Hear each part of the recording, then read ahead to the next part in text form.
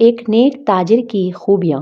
حضرت ابو امامہ رضی اللہ عنہ سے روایت ہے کہ رسول اللہ صلی اللہ علیہ وآلہ وسلم نے فرمایا کہ تاجروں میں جب 3 خصلتیں ہوں تو اس کی کمائی عمدہ اور حلال ہوگی۔ نمبر 1، جب وہ کسی سے کوئی چیز خریدے تو اس کی برائی نہ کرے۔ نمبر 2، اور جب وہ کسی کے ہاتھ کوئی چیز فروخت کرے تو اس کی بے جا تعریف نہ کرے اور بیع میں تدلیس نہ کرے، یعنی خریدار سے مال کا عیب نہ چھپائے۔ نمبر 3، اور اس معاملے کے درمیان جھوٹی قسم نہ کھائے۔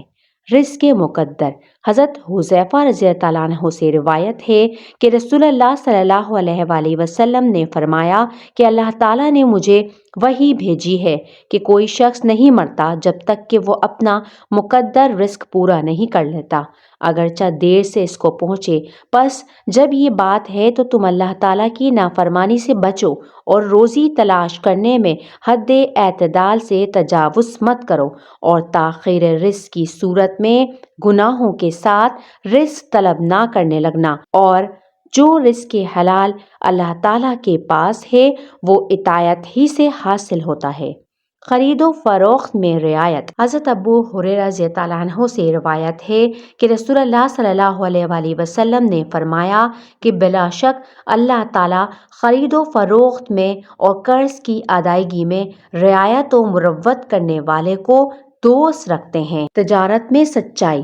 عبید بن رافع رضی اللہ عنہ اپنے والد ماجد حضرت رفاعہ رضی اللہ عنہ سے روایت کرتے ہیں کہ انہوں نے رسول اللہ صلی اللہ علیہ وآلہ وسلم سے روایت کی کہ آپ نے ارشاد فرمایا، تاجر لوگ قیامت کے دن بدکار اٹھائے جائیں گے، یعنی عام تاجروں کا حشر بدکاروں کے ساتھ ہوگا، سوائے ان خدا ترس اور خدا پرست تاجروں کے جنہوں نے اپنی تجارت میں تقویٰ، نیکی، حسن سلوک اور سچائی کو برتا ہوگا۔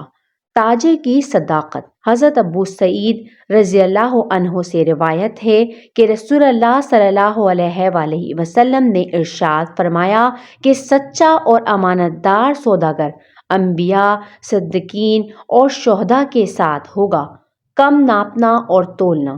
حضرت ابن عباس رضی اللہ عنہ فرماتے ہیں کہ رسول اللہ صلی اللہ علیہ وآلہ وسلم نے ناپنے اور تولنے والوں سے ارشاد فرمایا، تمہارے ہاتھ میں 2 ایسے کام ہیں جن کے سبب سے تم سے پہلی قومیں ہلاک ہوئیں، یعنی پورا نہ تولنے، ناپنے اور کم دینے کے سبب ہلاک ہوئیں، تم ایسا نہ کرنا۔ ذخیرہ اندوزی۔ حضرت عمر رضی اللہ عنہ فرماتے ہیں کہ رسول اللہ صلی اللہ علیہ وآلہ وسلم نے ارشاد فرمایا کہ تاجر کو اللہ تعالیٰ کی جانب سے رزق دیا جاتا ہے۔ قحط کے زمانے میں غلے کو گرانے کے خیال سے روکنے اور بند رکھنے والا ملعون ہے۔ مال کا صدقہ۔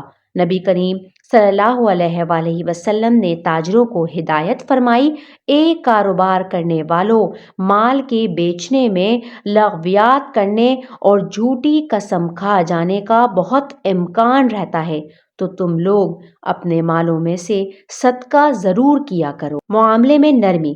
نبی کریم صلی اللہ علیہ وآلہ وسلم کا ارشاد ہے کہ خدا اس شخص پر رحم فرمائے جو خرید و فروخت اور تقاضا کرنے میں نرمی اور خوش اخلاقی سے کام لیتا ہے۔ تلاش رزق کا وقت۔ نبی کریم صلی اللہ علیہ وآلہ وسلم کا ارشاد ہے، رزق کی تلاش میں حلال کمائی کے لیے صبح سویرے ہی چلے جایا کرو، اس وقت کاموں میں برکت اور کشادگی ہوتی ہے۔ حلال کمائی۔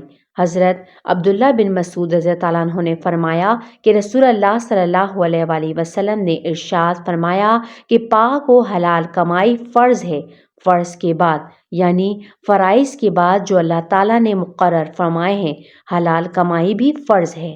اپنے ہاتھ کی کمائی۔ حضرت عائشہ رضی اللہ عنہ فرماتی ہیں کہ رسول اللہ صلی اللہ علیہ وآلہ وسلم نے ارشاد فرمایا، جو چیز تم کھاتے ہو اس میں سب سے بہتر وہ ہے جو تم اپنے ہاتھوں سے کما کر کھاؤ، اور تمہاری اولاد کی کمائی بھی جائز ہے۔ ناجائز آمدنی۔ حدیث شریف میں ہے کہ انسان کا جسم جس گوشت نے حرام آمدنی سے نشوونما پائی، وہ جنت میں سزا پائے بغیر داخل نہیں ہوگا۔ معاملے میں صداقت۔